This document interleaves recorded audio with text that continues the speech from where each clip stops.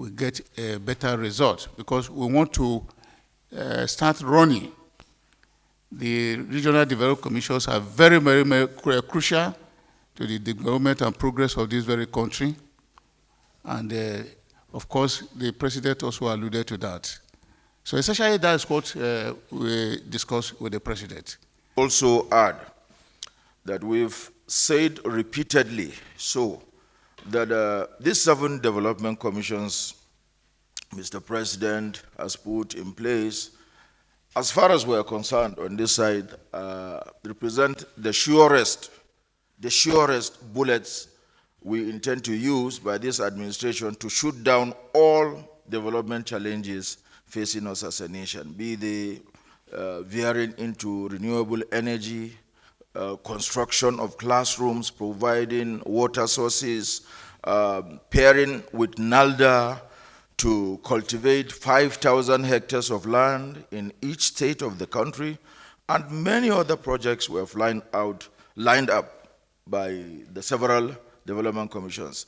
Basically, the work we do in the Ministry of Regional Development is largely executed through these well-placed development commissions. And I want to use this opportunity to tell Nigerians that they should expect the best from these commissions, because they are manned by thoroughbred professionals from diverse backgrounds, and Nigerians expect nothing less from Mr. President and from all of us. For us, we are taking this step by step.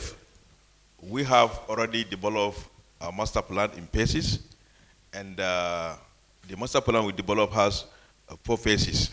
First phase, security and stabilization. We have already done with this. Second phase is what talk about sustainability of what was done in phase 1.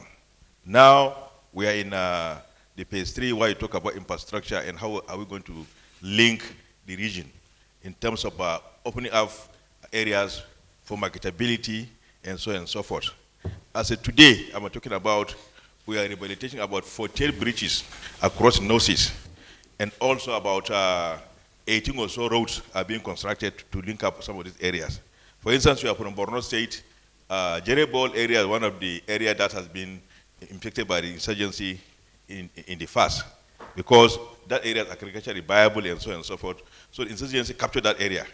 But today, you can go there, you can go the whole of the area, Jerebol, in 40 minutes, because all the towns you can mention, Zabarmari, Gongulong, Koshepe, are all linked by about 48 kilometers of roads.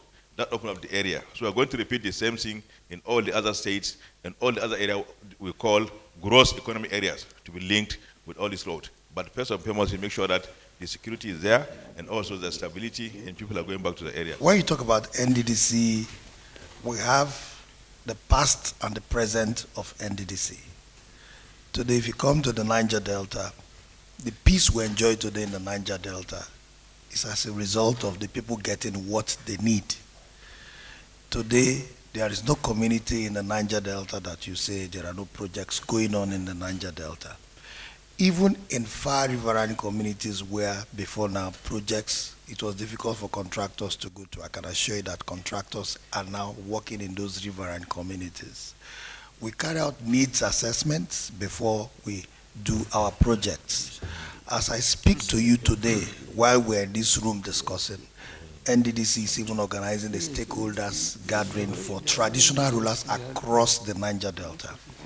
We try to ensure that we get the opinion of everybody before we come up with certain projects. Before we came up with the Operation Light Up the Niger Delta, it was born out of the needs assessment of what the people needed. The people needed their communities to be illuminated due to the level of insecurity in some of these communities. Some of the communities that were taken over by militants that were converted to camps was because most of those communities were very, very dark. But today, most of our communities, you hardly find a community that is dark, and nobody can take over any community to perpetrate crime. So I just want to assure you that maybe your reference was in the past, but the present that we have today, all our projects are based on needs assessment and stakeholders engagement.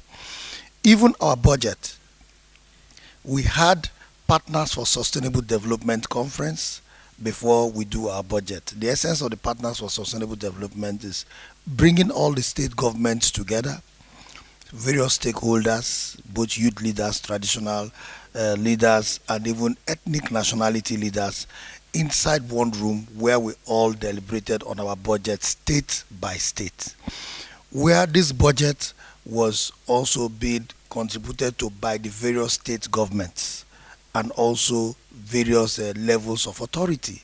So we don't just sit in our headquarters to just decide on projects.